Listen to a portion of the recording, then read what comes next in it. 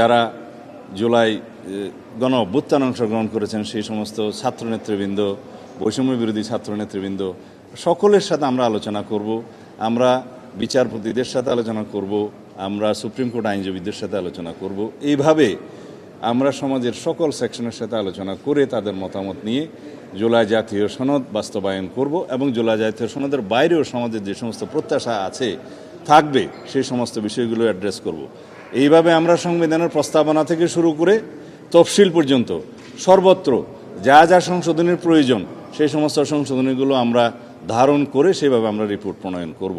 তারপরে বিল যখন আসবে, সংবিধান সংশোধনী বিল, পার্লামেন্টে আলোচনা করে আমরা সমঝোতার ভিত্তিতে সেই সংশোধনীটা গ্রহণ করতে চাই।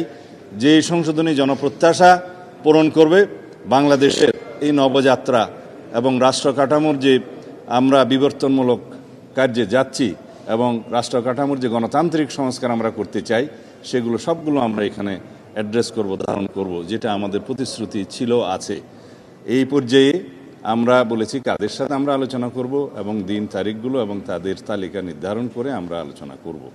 এবং তারপরে একটি কথা আমি বলেছি, বিরোধী দলের পক্ষ থেকে যে 5টি নাম দেওয়ার কথা ছিল সেই নামগুলো আমরা এখনও পাইনি। আমি আশা করি তারা হয়তো অনুধাবন করবেন, এক পর্যায়ে তারা হয়তো তাদের নাম দিবেন এবং তাদের সাথে আমরা আলোচনা করব।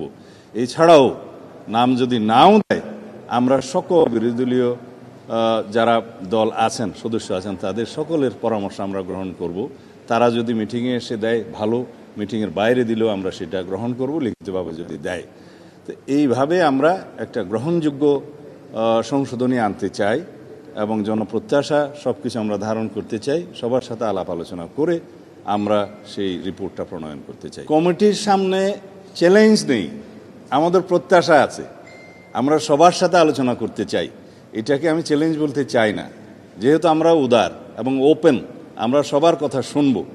এত বড় একটা ছাত্র গণ অভ্যুত্থান সংগঠিত হলো, জাতির প্রত্যাশা অনেক, শহীদের আকাঙ্ক্ষা ছিল, সেই প্রত্যাশা এবং আকাঙ্ক্ষা অনুযায়ী আমাদেরকে এই বাংলাদেশ বিনির্মাণ করতে হবে, গণতান্ত্রিক ধারাকে শক্তিশালী করতে হবে এবং এই শক্তিশালী গণতান্ত্রিক ব্যবস্থাকে যদি আমরা ধারণ করতে চাই, সংবিধানই প্রথম আমাদেরকে সব কিছু কন্টেইন করতে হবে, ধারণ করতে হবে।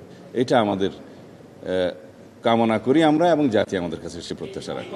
আমরা কেবল বসলাম, আমরা যাদের সাথে আলোচনা করার জন্য আজকে ডিসাইড করব বা পরেও আরও আলোচনার জন্য কোনো শ্রেণী আসতে পারে বা কেউ আগ্রহ প্রকাশ করতে পারে, সকল শ্রেণী পেশার মানুষ, পেশাজীবীরা আলোচনা করতে আগ্রহ প্রকাশ করতে পারে, আমরা তাদের সবার সাথে আলোচনা করব। সুতরাং সময়টা এখনই নির্ধারণ করে বলতে পারবো না। 48টার মধ্যে অনেক কিছু আছে আমরা এগ্রিড হয়েছি রাজনৈতিক সমঝোতার দলিল হিসাবে জুলাই জাতীয় সনদে, সেগুলো তো আমরা নেবই। আর যেগুলোতে আমরা নোট অফ ডিসেন্ট দিয়েছি সেগুলো নোট অফ ডিসেন্ট আকারে নেব। এর বাইরেও আমাদের অনেক বক্তব্য আছে, আমাদের নির্বাচনী ইশতেহারে আছে, সেগুলো আমরা ধারণ করব। যেগুলো জুলাই জাতীয় সনদে প্রতিফলিত হয়নি, আলোচিত হয়েছিল, হয়তো প্রতিফলিত হয়নি, সেগুলো আমরা আলোচনা করেই নেব।